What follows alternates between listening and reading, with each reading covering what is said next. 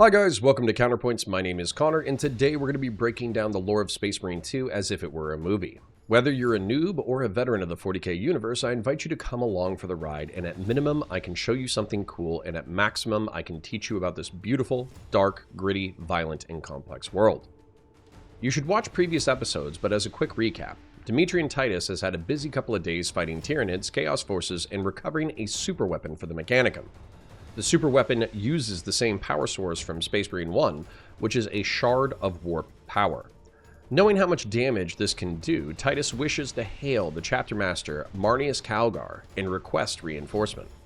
Captain Acheron agrees to a three-pronged attack.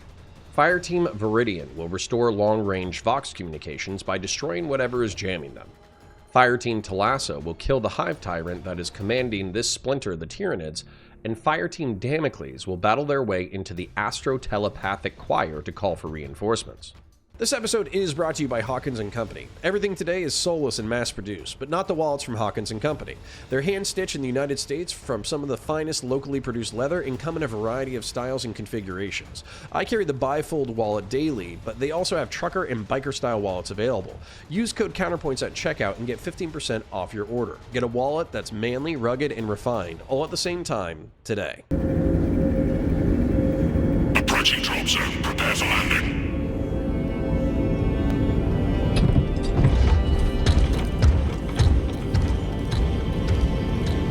Lieutenant, it should be us facing the Hive Tyrant. Thalassa can handle it. They have 3 men. We should be with them, but you have us playing courier.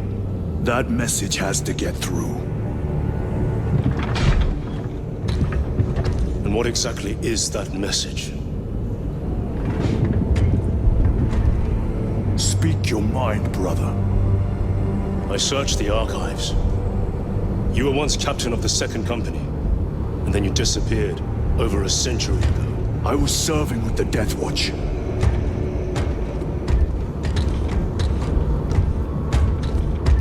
There would be records. Not for a Black Shield. A Black Shield?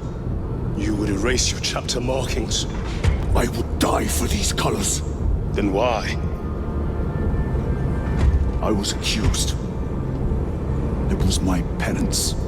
What were you accused of? Corruption. Brace for landing.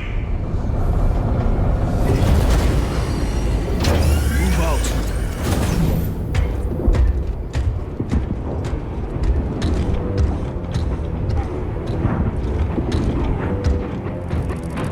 While deploying, Sergeant Gadriel challenges Lieutenant Titus on his history and command. While this is out of character for an Ultramarine, remember that Sergeant Gadriel has personal and professional reasons for doing so.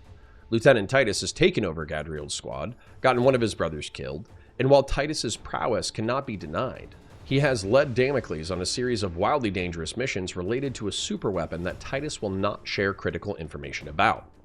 Through this confrontation, Titus admits to serving in the Death Watch as a Black Shield. In Space Marine chapters, being descended from a certain Primarch makes you a son to your Primarch and brothers to your fellow Marines. Being descended from another loyal Primarch makes you a cousin, sometimes beloved and sometimes hated. To renounce your chapter is to renounce your family, and is thus viewed as an extreme betrayal, with the exception of Black Shields. In the vastness of the galaxy, many terrible fates can happen. Chapters can be wiped out, save a lone Marine. Chapters can go renegade and fight for their own ends instead of the Imperium, with the rank and file not noticing that they are turncoats until many battles later.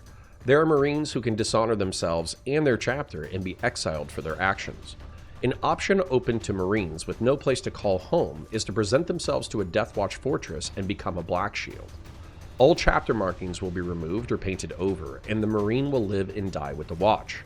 Titus was exiled to this fate after his interrogation by the Inquisition, not knowing that his chapter would have welcomed him back.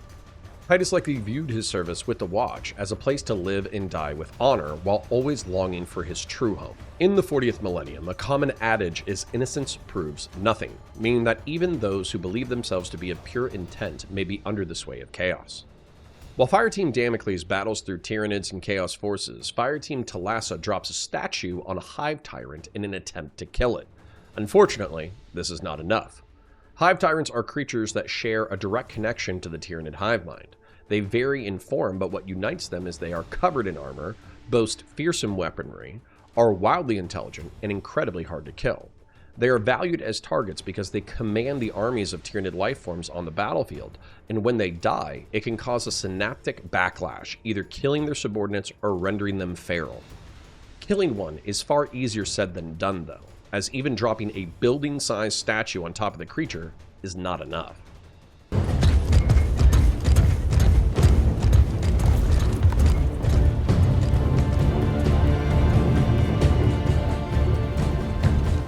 We should turn around and regroup with the main force.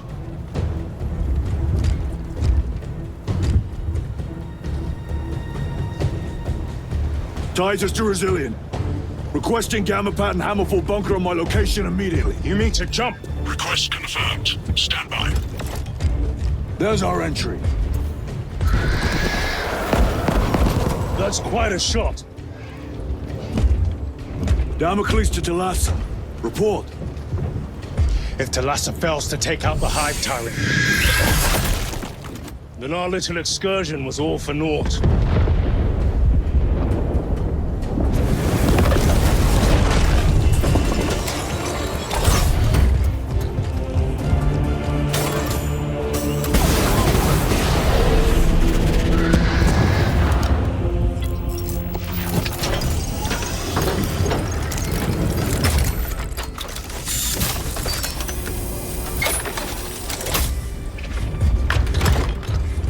Remain with the main force.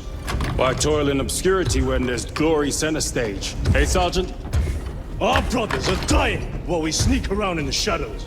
If we fail to send this message, we face a massacre.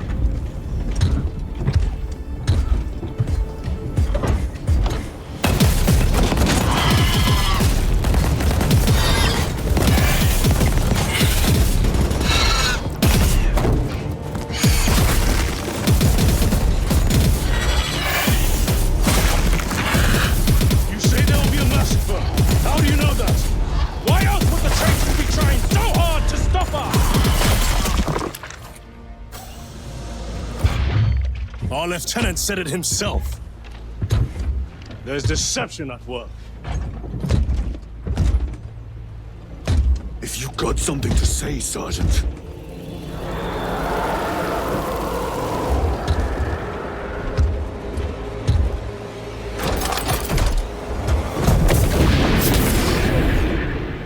Damn it.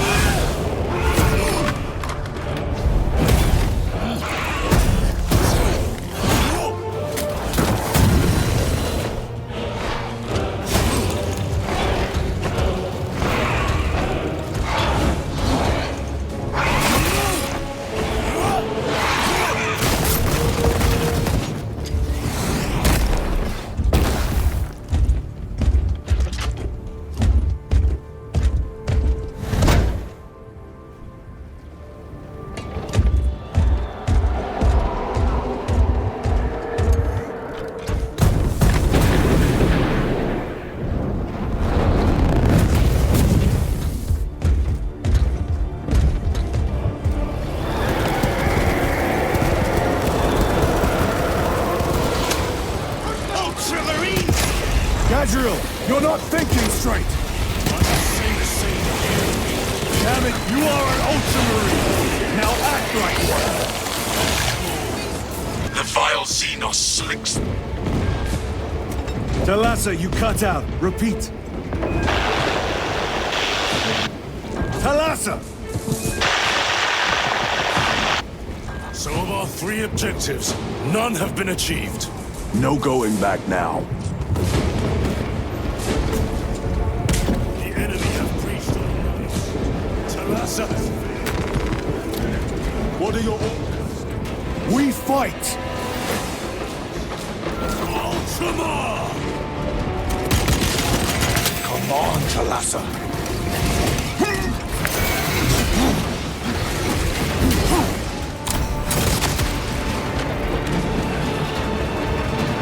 Out of rounds! Into the legs of those runners!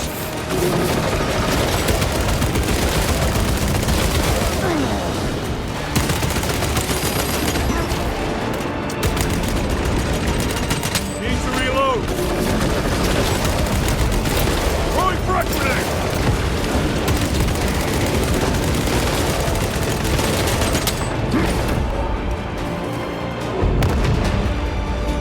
What is this? Talassa! They killed the Hive Tyrant!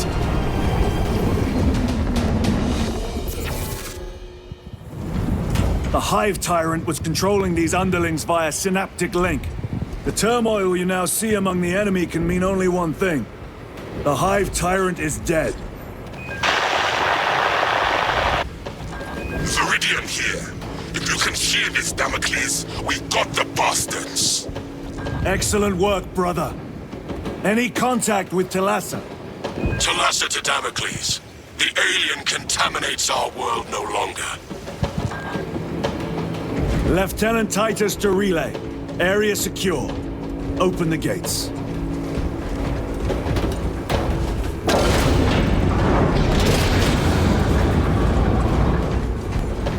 One of the coolest elements of Space Marine 2 is how it shows the obvious difference between the way the Imperial Guard and Space Marines operate.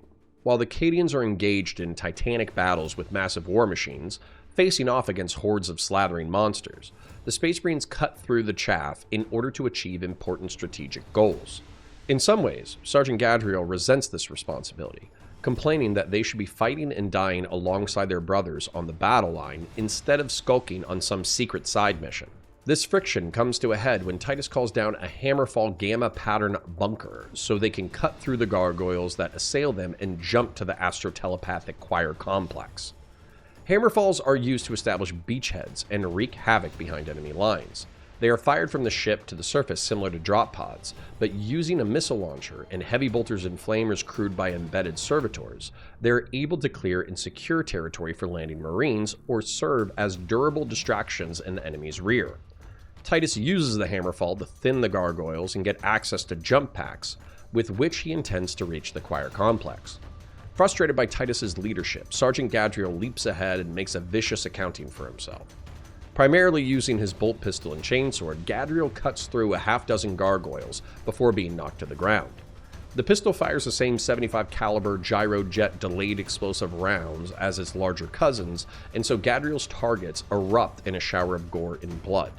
His chainsword also sings, decapitating and gutting more enemies. The chainsword has teeth sharpened to a monomolecular edge, and is preferred by many in the Imperium because of the psychological statement. The elegance and barbarism of a chainsword is the promise of not just death, but horrible pain and maiming before death. In this way, it is a statement to humanity's enemies that to resist is to die terribly. Titus and Chiron catch up, with Titus dismissively returning Gadriel's pistols to him, and Fireteam Damocles pushes on as they make it to the complex, only to face fresh horrors. As they make it to the complex, the long-range Vox is still down and the Tyranids are still coordinated. Gadriel complains of the failure of the three-pronged attack as the Marines are confronted by a Tyranid onslaught. Having done this mission, I can tell you from personal experience that I was exultant to defeat another Carnifex in battle, and when 3 Carnifex leapt onto the platform, my heart sunk. Just as Fireteam Damocles is about to be overrun, the other fireteams succeed in their respective missions. Fireteam Talassa corners and kills the Hive Tyrant, killing thousands of Tyranids with a synaptic backlash and sending the rest feral. Fireteam Viridian battled through Chaos forces and found a dark ritual trying to create a demon host that was interrupting the Vox. Demons are made of warp energy and have difficulty sustaining themselves in real space. They therefore need to be near a warp rift or have a mortal host to wield power in reality. Part of the reason that Chaos wants to unify the planes of the warp and reality is so the gods and demons can play as they please without the limitations of real space. Demon hosts are puppets of demons, willingly and unwillingly tortured into letting a fraction of a demon's power to enslave their will. Using a mortal host as a vehicle, demons can then manifest their power in real space, like telekinesis, pyrokinesis, and possession. Demon hosts can vary wildly in power, as their summoners have to determine what level of autonomy they grant that demon. If given incredible autonomy, more power can be summoned, but the demon will be able to kill his summoners and wreak havoc on where it is summoned. If a summoner wishes to maintain command of the demon, they have to accept a correlated reduction in power. By killing the demon host mid-ritual, Fireteam Viridian stopped an infinitely worse problem than just downed communications. With the Vox restored and the Tyranids in disarray, Fireteam Damocles enters the choir complex.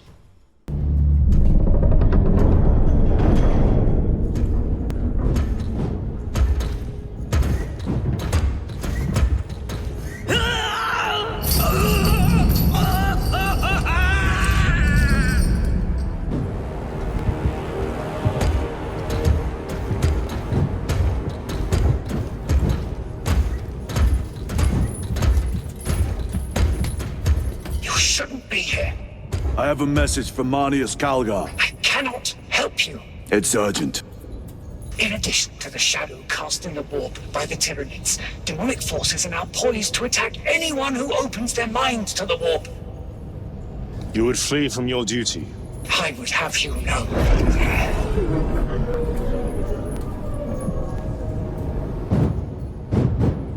Give me your message.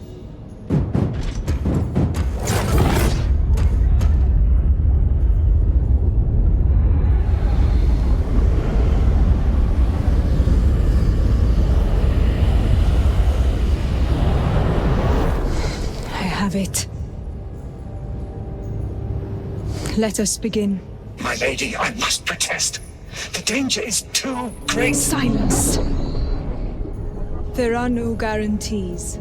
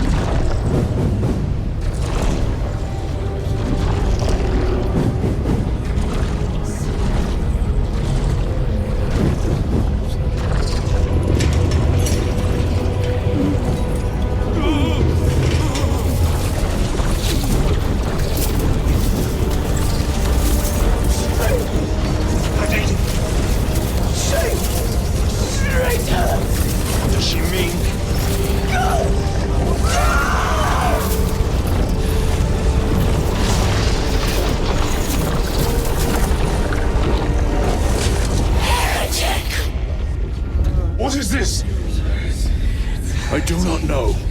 You wish to bring Golgar here that you may kill him! Heretic! Heretic! You will betray us as you betrayed them on Graia! Lies. Arrest him! He means to kill her! Lieutenant! Gadriel, I am no heretic. Is this the power stone for himself? He must be stopped! Kill the heretic! Kill him! Enough! Kill him!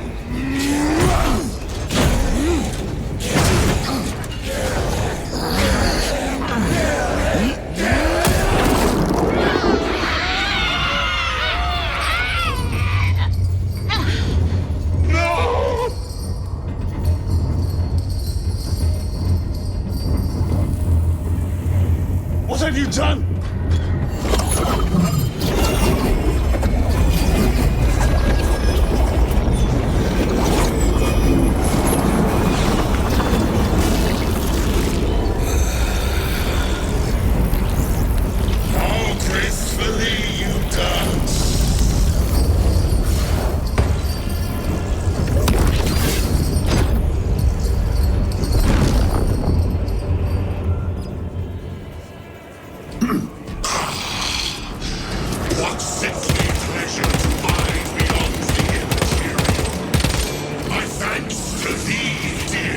last. Titus, so long have I watched thee.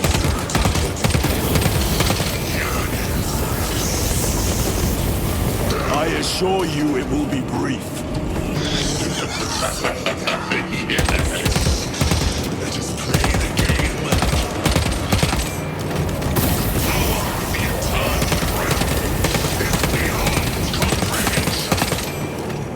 You have tasted it, Titus. Held its essence in your hands. It calls to each of us, extending a divine hand. Vulnerable.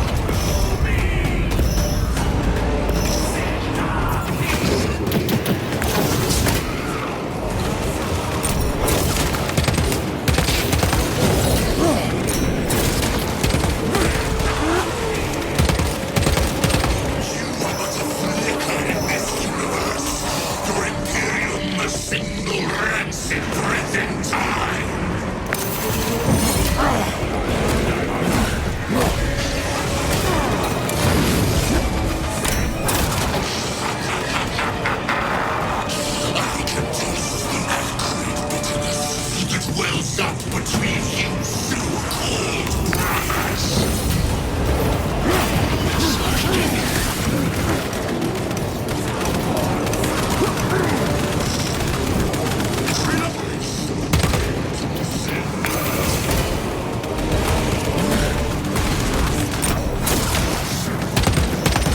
He's trying to escape! Do not let him! Did he escape? I don't know. Lieutenant Titus, come in. This is Titus. Chaos forces have been detected entering the system. They are going after Aurora. We are leaving for Demerium immediately. How did you know? I was a boy on Calf when the Word Bearers attacked. I came to know the mark of chaos. We're returning to the battle barge.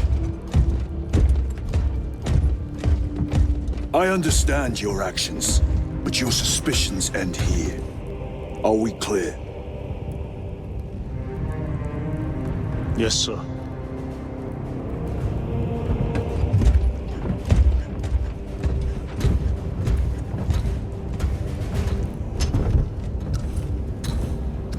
When Titus demands that a message be sent to Chapter Master Marnius Calgar, he is resisted for two reasons. Firstly, the Tyranids cast something called the Shadow in the Warp. This means that those who are psychically sensitive can hear and feel the screams of billions of scuttling creatures crawling, groaning, and slithering, not just in real space, but also in the Warp. This drives poorly trained and weak psychers insane, and can make extraplanetary communication difficult if not impossible. Secondly, in the wake of Chaos forces, demons swim in the Warp. They wait for the conflict of real space to reverberate through the Warp, so that they can slip through the emotional cracks in reality to possess unguarded minds. It would take an incredible psyker to face such odds with very little expectation of survival. Other astrotelepaths can boost the signal of a primary psyker, and so the primary mistress of the astrotelepaths agrees to at least try. This nearly ends with great misfortune. Using the chaos of the system to his advantage, a Tzeentchian sorcerer named Imura possesses the astrotelepath and tries to goad Sergeant Gadriel into killing Titus. It is Chiron who smells the treachery afoot and kills the astrotelepath, bringing Imura into real space. Which brings up Chiron's origins. Chiron was a child on the planet of Calf 10,000 years prior when it was sacked by Chaos forces. Keeping it as brief as possible, the Horus Heresy began with the Word-Bearers Legion, who began as the Emperor's most loyal servants. Before they met their Primarch, they were known as the Imperial Heralds, and they brought billions to the Imperial Truth and burned countless cults to ash. Once reunited with Primarch Lorgar Aurelian, they started worshipping the Emperor as a god in direct contradiction to the aims of the Great Crusade. For this sin, their greatest city, Monarchia, was razed to the ground, and they were humbled by the Emperor, his custodes, and the Ultramarine Legion in its ashes. They went into the Warp to find new gods worth serving, finding the Chaos Pantheon. Through intrigue, they corrupted Horus Lupercal and the Legion, sparking the heresy. One of their most important missions was the sacking of Calf and the planned destruction of Macragge. In revenge for the raising of Monarchia, the Wordbearers planned a two-pronged assault on the Ultramarines, one on the capital world of Macragge and the other on the rising power of Calth. A great ship known as the Furious Abyss would obliterate Macragge's moon, and use its debris to both rain devastating asteroids onto the surface and as cover to get past Macragge's orbital defenses. Once in place, the Furious Abyss would virus bomb and obliterate the planet, striking a devastating blow to the capital of the 500 worlds of Ultramar. Simultaneously, the Wordbearers would muster with the Ultramarines on the planet of Calth, a civilized jewel of the realms, under the guise of a joint operations against orcs. This would be done under the auspice of rekindling their brotherhood after the shame of Monarchia. Instead, it was a trap to deal a devastating blow to the Ultramarines before they would even know that Horus had fallen. The operation to take out Macragge was prevented by a ragtag group of loyalists who were able to board and destroy the Furious Abyss. Calth fared much worse. The Ultramarines were butchered, loyalist army elements and civilians slaughtered, even loyal Titans were obliterated by surprise attacks from the Legio Mortis. Out of 160,000 Ultramarines, only their Primarch and 40,000 combat-capable Marines survived. This act of betrayal and savagery shocked the Imperium and kept the Ultramarines from the Siege of Terra, as War Master Horus had planned. Chiron watched this butchery as a child and volunteered for the Primaris program. Chiron was recruited, evaluated, and indoctrinated as all Marines were, but rather than being thrown into battle during the Horus Heresy, he was put into stasis and experimented upon. Once the Primaris process was perfected, he was transformed but kept in reserve for a full 10,000 years. When the Great Rift opened, Archmagos Belisarius Cawl released Primaris Marines into the galaxy to reinforce their firstborn brethren. Half-formed new chapters, while the unnumbered Suns served as a reserve force for the Indomitus Crusade and later reinforced firstborn chapters. Chiron was awoken and given the privilege of fighting for the Ultramarines, and has finally sated his revenge for the slaughter of his homeworld by taking on Chaos forces. It was this knowledge of Chaos that gave him the insight to believe Titus to be pure and the Astro-Telepath corrupted. A bolt shell killed the Astro-Telepath, bringing Amura into play. The sorcerer taunts the Marines as he dances around the sanctuary, goading them about their bitter fraternity and their ignorance of the warp. A hail of bolt shells sees him off, but his work is not yet done. Ironically, Titus seems to admire Sergeant Gadriel's conviction that he was willing to kill what he believed to be a chaos-corrupted lieutenant. However, now that Chiron has ended the intrigue, a pall is broken, and it seems the brothers have a newfound respect for each other. If you want to support the channel, please remember to like the video, share it with your friends, ring the bell for new videos, and comment for the comment gods. Your viewership helps me in the algorithm and is appreciated. If you want to take your support a bit further, please remember to become a YouTube member or support us at patreon.com/counterpoints. Check out the other videos on the channel, support our sponsors, and I'll catch you in the next one. Until the end.